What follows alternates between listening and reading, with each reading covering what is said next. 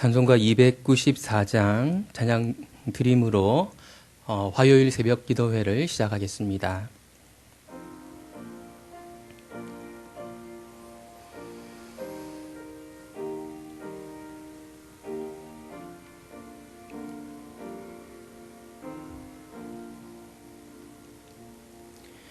하나님은 왜 아들을 주시는 데까지 세상 사람 사랑하니 참 사랑이로다.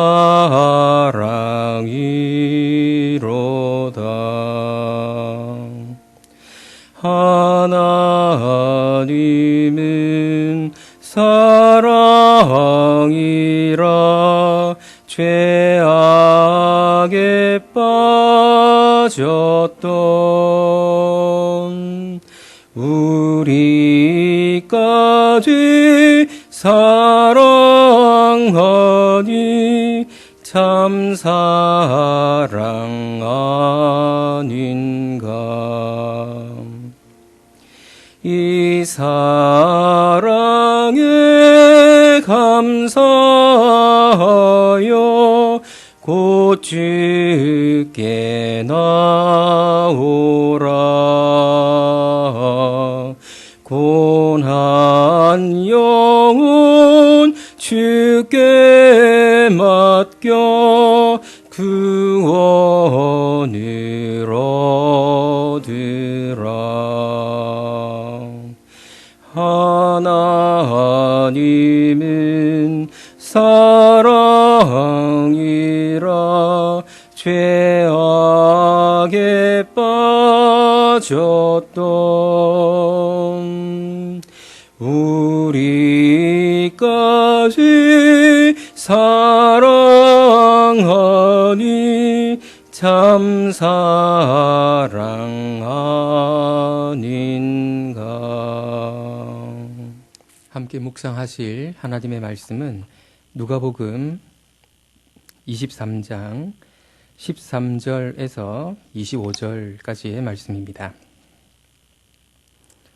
제가 봉독하겠습니다. 빌라도가 대제사장들과 관리들과 백성을 불러 모으고 이르되 너희가 이 사람이 백성을 미혹하는 자라 하여 내게 끌고 왔도다.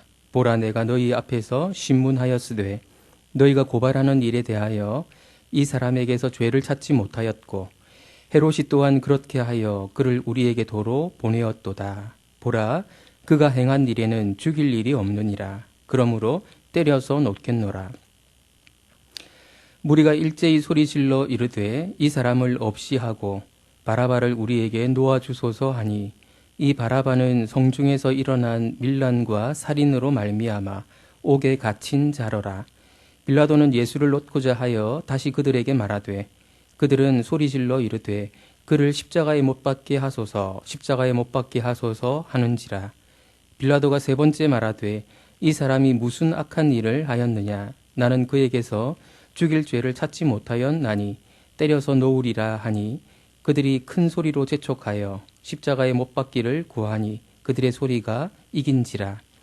이에 빌라도가 그들이 구하는 대로 하기를 언도하고 그들이 요구하는 자 곧 밀란과 살인으로 말미암아 옥에 갇힌 자를 놓아주고 예수는 넘겨주어 그들의 뜻대로 하게 하니라. 아멘. 오늘 본문은 예수님이 어떻게 해서 십자가형을 선고받으시게 되었는가 하는 이야기를 소개하고 있습니다. 예수님의 십자가형은 빌라도의 재판정에서 결정이 되었습니다. 형벌이 정해지기 전에 먼저 이루어져야 할 일이 있는데 그것은 유무죄에 대한 판결입니다. 유죄로 판결이 나야 그 죄에 합당한 형벌을 받는 것이 상식적인 일이죠. 그러나 예수님을 재판하는 자리에서는 이런 상식이 지켜지지 않은 모습을 보게 됩니다. 빌라도는 사람들을 불러 모아서 재판을 진행했습니다. 이때 불러 모아진 사람들은 배시몬의 역할을 하게 됩니다. 13절은 이때 그 자리에 참석했던 사람들이 누구였는지를 알려줍니다. 빌라도가 대제사장들과 관리들과 백성을 불러 모으고, 대제사장들은 지금까지 시종 일관 예수님에 대해서 적대적인 감정을 표출해 온 사람들이었습니다. 이들이 재판에 개입한다면 예수님에 대해서 유죄의 판결이 나게 될 가능성이 더 많아질 것입니다. 관리들은 사내들인 회원들을 가리키는 것으로 보이는데 이들 역시 사회의 기득권자들로서 예수님 편에 설 사람들이 많지 않을 것으로 예상이 됩니다. 그리고 백성인데 예수님에 대해서 무죄라고 외쳐줄 수 있는 그러면 유일한 사람들이 아닌가 생각됩니다. 예수님이 예루살렘에 입성하셨을 때 이들은 예수님을 기쁜 마음으로 환영했었고, 대제사장들과 바리새인들, 서기관들이 예수님에 대해서 적대시하는 상황 가운데서도 그들이 예수님에 대해 함부로 하지 못했던 것은 백성을 두려워했기 때문이라는 그런 기록이 몇 번 나오지 않았습니까? 빌라도 앞에서도 이런 모습을 보여준다면 예수님께 상당히 유리한 결과를 낳을 수 있을 것으로 생각이 됩니다. 14절에서 16절은 예수님에 대한 빌라도의 생각을 가장 자세히 보여주고 있습니다. 14절에서 16절 말씀입니다. 이르되 너희가 이 사람이 백성을 미혹하는 자라 하여 내게 끌고 왔도다. 보라, 내가 너희 앞에서 신문하였으되 너희가 고발하는 일에 대하여 이 사람에게서 죄를 찾지 못하였고 헤롯이 또한 그렇게 하여 그를 우리에게 도로 보내었도다. 보라, 그가 행한 일에는 죽일 일이 없느니라. 그러므로 때려서 놓겠노라. 빌라도는 유대인들이 예수님을 끌고 온 이유를 간략하게 요약해 줍니다. 백성을 미혹하는 자, 백성을 선동해서 로마에 반역하도록 주도하는 자라는 것이었습니다. 그런데 빌라도는 그렇게 보지 않는다는 것입니다. 빌라도가 아무 근거도 없이 이렇게 말하지는 않았을 것입니다. 빌라도는 아마도 사람들을 시켜서 예수님에 대해서 조사하게 했을 것이고 보고를 받았을 것입니다. 그리고 그 보고를 토대로 해서 이런 판단을 내린 것일 겁니다. 예수님은 체포되던 순간에도 전혀 테러범 같지 않았다라는 보고도 역시 받았을 것입니다. 빌라도는 자신뿐 아니라 헤롯 역시 같은 생각을 했다는 사실을 밝혀줍니다. 두 사람의 증언은 효력이 있었기 때문에 특별히 유대인들에게 있어서 가장 권세 있는 이 두 사람의 영향력이 컸을 것이기 때문에 예수님은 상당히 유리한 입장에 서 계신 것으로 생각을 할 수 있겠습니다. 그러나 빌라도는 역시 정치인이라는 생각이 듭니다. 예수님이 무죄라고 확신했다면 그냥 풀어주면 되는데 때려서 놓겠다라고 말합니다. 일종의 타협안을 제시한 것이죠. 이때 때린다고 하는 것은 꿀밤 몇 대 때린다 이런 의미가 아니고 끝에 금속이 달려있는 채찍으로 때린다는 것을 의미합니다. 채찍으로 때리는 끔찍한 장면을 유대인들에게 보여주고 또 피 흘리는 장면을 보여줌으로써 유대 종교 지도자들의 마음을 어느 정도는 만족시켜 주려고 한 것이죠. 그러나 상황은 전혀 예상치 못한 방향으로 흘러갑니다. 18절 19절 말씀입니다. 무리가 일제히 소리질러 이르되 이 사람을 없이 하고 바라바를 우리에게 놓아주소서 하니 이 바라바는 성중에서 일어난 밀란과 살인으로 말미암아 옥에 갇힌 자로라. 누가는 대상을 명확히 하지 않고 무리라고 말하면서 그 무리가 소리 질렀다고 기록하고 있습니다. 다른 복음서를 참고하면 이때 대제사장들이 선동했고 백성들이 고함치는 그런 장면을 우리는 연상할 수 있습니다. 그런데 이 무리는 반론을 제기하는 것이 아니라 다짜고짜 요구를 했습니다. 왜 예수님을 없이 해야 하는지, 어떤 반역을 저질렀는지에 대한 언급은 하지 않고 그냥 없애라고 소리 질렀던 것입니다. 그리고 유월절 전례 죄수 한 명을 사면하는 전례를 따라서 바라바를 풀어달라고 요구를 했습니다. 재판은 비이성적인 방향으로 진리가 가려지는 방향으로 흘러가고 있습니다. 여기에 종교와 전통이 거드는 모양새를 취하고 있습니다. 가장 공의로워야 할 재판, 가장 민감하게 공의가 발휘되어야 할 재판에 공의는 사라지고 다른 요소들이 주도하는 그런 모습을 보여주고 있습니다. 무리에게서 언급된 바라바라고 하는 인물은 평범한 범죄자가 아니었습니다. 예루살렘에서 일어난 밀란과 살인으로 옥에 갇힌 자라고 소개되어 있습니다. 예수님께 덮어씌우려고 했던 죄목을 이미 받아서 옥에 갇혀 있던 사람이었습니다. 예수님을 미혹하는 자, 선동하는 자라는 죄목으로 죽이려 한다면 같은 제목으로 이미 옥에 갇혀 있는 사람을 풀어달라고 요구하는 일은 말이 안 되는 요구라고 말할 수 있습니다. 죄가 작동하는 방식이 거의 이렇습니다. 말이 안 되는데 그쪽으로 작동하는 힘이 너무 강해서 말이 안 되는 방식으로 끌려가는 이런 것이지요. 그리고 시간이 한참 지나고 난 이후에 그때 그 행동들이 참 어리석었다라는 것이 드러나고 밝혀지게 됩니다. 그때는 후회하게 되는데 그때 후회해봐도 아무 소용이 없는 것이죠. 이 상황에서 그래도 가장 이성적인 사람은 빌라도 같아 보입니다. 그는 두 번 더 예수님의 무죄를 주장했습니다. 그러나 백성들은 더욱 비이성적인 모습을 보여줄 뿐이었습니다. 20절에서 23절 말씀도 같이 한번 보겠습니다. 빌라도는 예수를 놓고자 하여 다시 그들에게 말하되 그들은 소리질러 이르되 그를 십자가에 못 박게 하소서 십자가에 못 박게 하소서 하는지라. 빌라도가 세 번째 말하되 이 사람이 무슨 악한 일을 하였느냐 나는 그에게서 죽일 죄를 찾지 못하였나니 때려서 놓으리라 하니 그들이 큰 소리로 재촉하여 십자가에 못 박기를 구하니 그들의 소리가 이긴지라.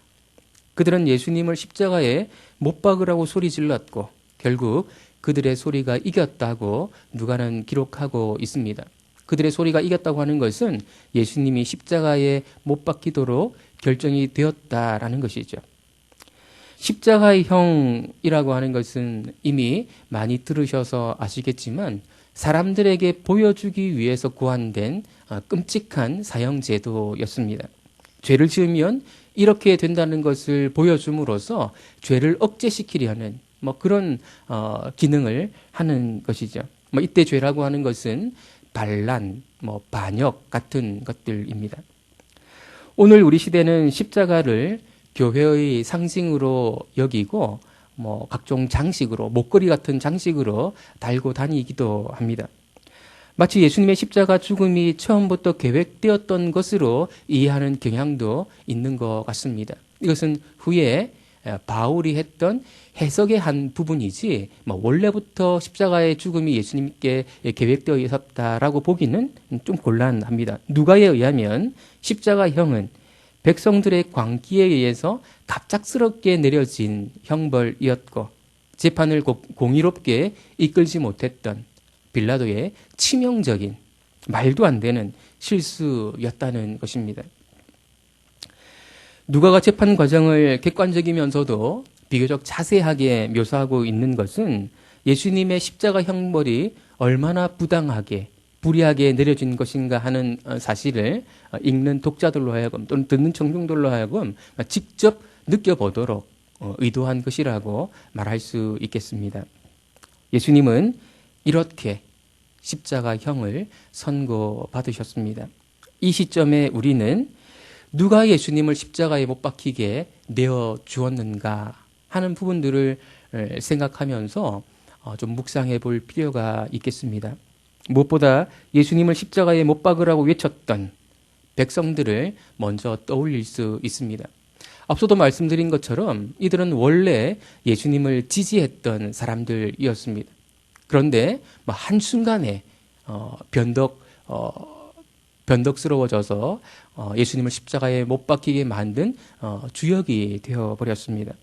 만약에 우리가 그 자리에 있었더라면 과연 어떻게 처신했을까요? 백성들이 예루살렘에 입성하시던 예수님을 환영했던 것은 예수님이 로마의 압제로부터 그들을 구원해 줄 메시아일지 모른다고 기대했기 때문이었습니다. 대제사장들과 서기관들을 압도하는 놀라운 지혜의 말씀을 베풀었을 때에는 예수님에 대한 기대가 더 높아졌었습니다. 그런데 그 기대는 한순간에 무너지고 말았습니다. 로마의 군인들이 예수님을 체포하러 동산에 왔는데 예수님은 너무나도 무기력하게 체포당하는 그런 결과를 보여주었기 때문이었습니다. 보통 사람들은 할 수 없는 놀라운 능력을 발휘해서 그 상황을 타개하고 놀라운 모습을 백성들에게 보여주었어야 했는데 그런 모습을 보여주지 못했던 것이지요. 그런 상황을 알게 되었던 유대인들은 실망이 이만저만이 아니었을 것입니다. 우리라고 해도 마찬가지였을 것입니다. 예수님이 그들이 기대했던 메시아가 아니라면 빨리 로마 정부와 대제사장들 편에 서는 것이 살 길이라고 백성들은 생각했을 것입니다. 그렇지 않으면 힘을 가진 그들이 어떻게든 괴롭히려고 설쳐될 것이기 때문입니다. 비겁해 보이지만 이것이 예나 지금이나 힘없는 백성들이 살아가는 모습입니다. 예수님에 대한 실망감과 기득권자들에 대한 두려움이 그들로 하여금 예수님을 십자가에 못 박으라고 외치게 만들었던 것이죠. 기대했다가 크게 실망해 본 경험이 있다면 상급자에 대한 두려움 때문에 마지못해 어떤 일을 해본 경험이 있는 사람들이라면 우리는 이 백성들을 함부로 손가락질하지 못할 것입니다. 내가 만약에 그 백성의 한 사람이었다 하더라도 우리는 비슷한 선택을 했을 가능성이 많을 것이기 때문입니다. 예수님이 십자가에 못 박히시는데 대제사장들의 역할을 빼놓을 수 없습니다. 이들이 예수님을 재판정에 끌고 온 이유를 빌라도가 아주 잘 요약해 주는데요. 그들의 시기심 때문이었습니다. 자신들은 공식적으로 인정받은 지도자들인데 속된 말로 웬 듣보잡이 존경과 인기를 한 몸에 받고 있었던 것이죠. 그런 모습들이 마뜩지 않았을 것입니다. 예수님의 인기가 올라가면 올라갈수록 그들이 누리고 있었던 것들을 내려놓아야 될지 모른다는 미래에 대한 두려움이 그들을 엄습했을 수도 있습니다. 솔직히 말해서 누군가를 시기해 본 경험이 있는 우리는, 미래에 대한 불안감에 몸서리쳐 본 경험이 있는 우리는 이 대제사장들의 마음을 충분히 이해할 수 있습니다. 그래서 우리는 이 대제사장들을 너무 빨리, 너무 쉽게 비난할 수 없습니다. 빌라도 역시 예수님이 십자가에 못 박히시는데 책임이 있는 사람이었습니다. 최종 판결은 그가 했기 때문에 가장 큰 책임을 느껴야 할 사람은 다름 아닌 빌라도였다고 말할 수 있습니다. 우리가 앞에서 살펴봤지만 빌라도는 그래도 할 만큼 했다고 말할 수도 있습니다. 3번에 걸쳐서 예수님의 무죄를 선언했기 때문이죠. 그러나 결과적으로 공의를 실현해 내지는 못했습니다. 다른 복음서들을 참고하면 빌라도는 밀란을 두려워했고 또 무리를 만족시키려 했다는 언급이 나옵니다. 누가복음에도 그런 모습이 이미 나왔었죠. 무죄를 선언하면서도 때려서 놓겠다라는 모습 속에서 그는 무리에게 신경 쓰는, 무리를 만족시켜 주려고 하는 그런 모습을 이미 보여주었지 않습니까? 결국 빌라도가 정치적인 판단을 했던 것은 자신의 안위가 우선이었음을 보여주는 것입니다. 공의로운 모습이 전혀 없지는 않았지만 공의 추구가 자신의 안위를 위태롭게 할 때에는 공의를 접을 수 있는 공의를 포기해버릴 수 있는 사람이었던 것이죠. 이것이 우리가 빌라도를 쉽게 비난할 수 없는 지점이기도 합니다. 우리도 공의를 좋아하지만 우리가 좋아하는 공의는 종종 얄팍해서 공의 추구 결과가 나에게 불이익을 초래한다면, 내 안위를 위태롭게 할 수 있다면 공의에 눈감아 버릴 수 있고, 또 그렇게 해왔던 것이 부끄럽지만 사실이기 때문입니다.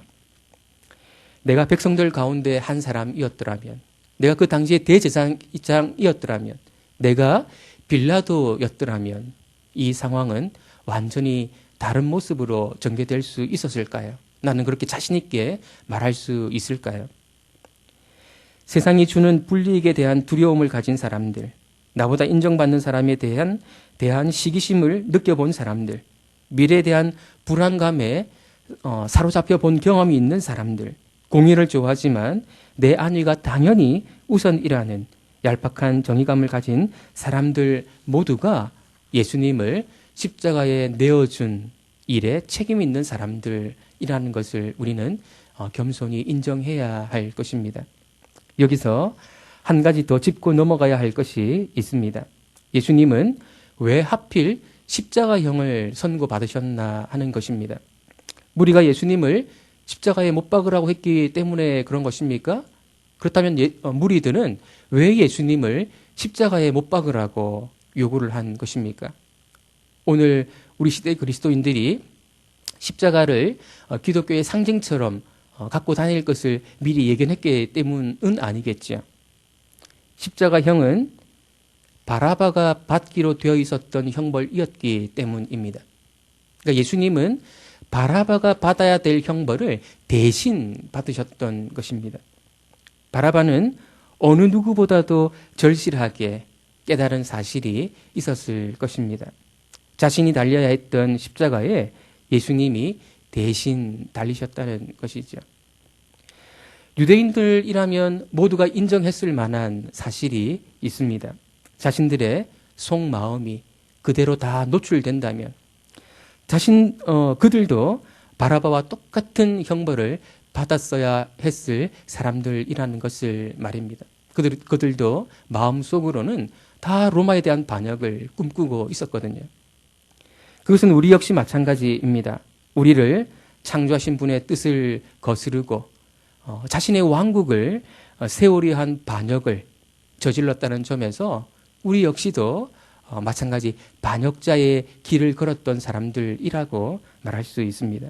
예수님은 이런저런 모든 반역자들을 대신해서 십자가에 달리셨던 것이죠. 그리고 예수님은 그 십자가에 억울하게 달리시는 그 과정 가운데서도 한마디로 자신을 항변하거나 변호하지 않으셨습니다. 우리를 살리기 위해서, 우리에게 새 생명을 주시기 위해서 그랬던 것이죠. 그렇다면 우리는 무엇을 어떻게 해야 하는 것입니까? 죽다가 살아난 사실을 우리가 진정으로 인정한다면 우리는 옛사람을 벗어버리고 새 사람을 입어야 할 것입니다. 예수님 당시의 백성들, 대제사장들, 빌라도와 같은 그 상태에 계속 머물러 있어서는 안 된다는 것입니다. 그것이 바로 옛사람, 벗어버려야 할 옛 모습입니다. 실망감과 두려움에 사로잡힌 그런 삶을 계속해서 살아가는 것이 아니라 사랑과 신뢰의 삶을 살아가야 할 것입니다. 시기하고 경쟁하는 삶이 아니라 다른 사람을 세워주고 함께 잘 사는 그런 삶을 추구해야 할 것입니다. 불이익 때문에 쉽게 타협하고 얕은 정의감으로 살아가는 것이 아니라 참으로 공의를 실현해내는 삶을 살아가야 할 것입니다. 대신해서 살고 있는 사람이 마땅히 추구해야 할 삶의 모습은 바로 이런 것이죠. 예수님이 이를 위해서 우리 대신 죽으셨다는 사실을 잊지 말아야 할 것입니다. 우리로 하여금 새로운 삶을 살게 하시려고 당신을 내어주셨다는 사실을 잊지 말아야 할 것입니다. 그런 저와 여러분들 새로운 삶을 살아내므로 예수님께 감사를 표현하는 그런 저와 여러분들 되시기를 예수님의 이름으로 축원드립니다. 기도하겠습니다. 하나님 아버지, 제가 예수님을 십자가에 못 박히게 내어드렸습니다. 제 속에 있는 옳지 못한, 거듭나지 못한 성품들이 예수님을 십자가에 못 박히게 만들었습니다. 예수님은 십자가에 못 박히시는 중에도 변호하지 않으시고 그 길을 묵묵히 받아들이셨습니다. 그 사실을 기억하고 그 감사한 마음으로 새로운 삶을 살아갈 수 있는 소자가 또 우리가 되기를 소원합니다.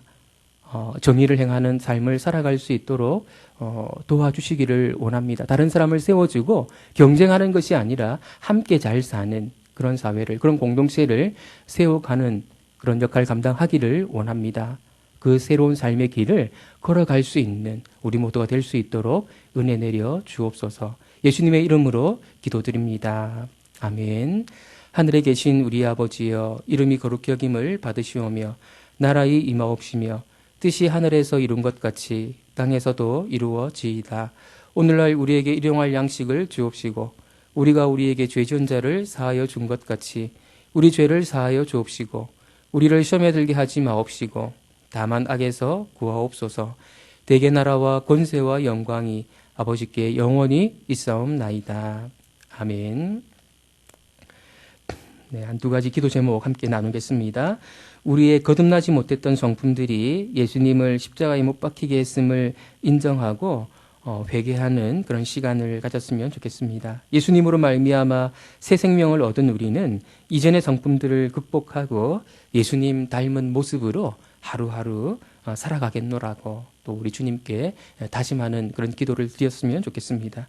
코로나19 앞에서 우리의 진짜 성품이 드러나지 않는가 하는 생각이 듭니다. 내가 정말로 두려워하는 것이 무엇인지 보게 되는 것 같습니다. 이 기간에 내 믿음이 잘 연단되어서 순결한 성도로 거듭나는 그런 기회가 될 수 있도록 이를 위해서도 함께 기도했으면 좋겠습니다. 기도하겠습니다.